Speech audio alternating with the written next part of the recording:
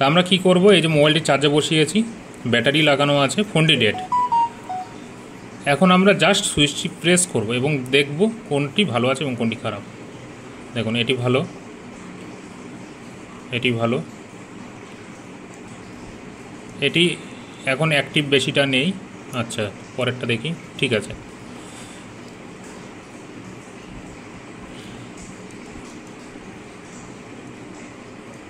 মানে যে কয়েলগুলি অ্যাক্টিভ হয়ে যাবে না, সেই কয়েলগুলি আমাদের ইন্ডিকেটর জ্বলবে। তাই একটু যদি জুম করি জিনিসটা, হ্যাঁ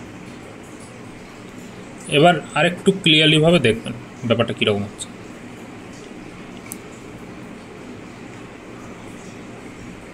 তাহলে ভালো আছে, দেখুন ভালো আছে, দেখুন ভালো আছে।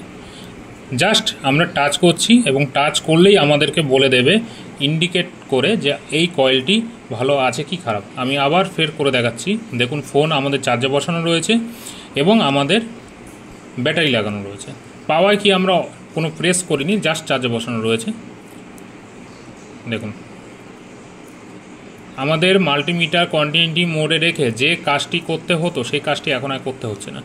এইগুলো দেখতে পাচ্ছেন, প্রথমে এলডি কয়েল রয়েছে, তারপরে কিন্তু রয়েছে বাক কয়েল।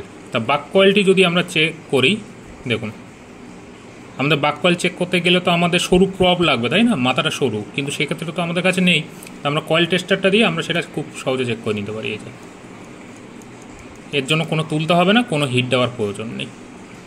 এইভাবে আমাদের ওয়াইসিএস যে কয়েল রয়েছে সেই কয়েল দিয়ে আমরা যে কোনো ফোনের পাওয়ার আইসি বা পাওয়ার সেকশন বা চার্জিং সেকশন, যে কোনো সেকশনের আশেপাশে থাকা যে কোনো কয়েল আমরা খুব সহজেই না তুলে আমরা চেক করে নিতে পারবো।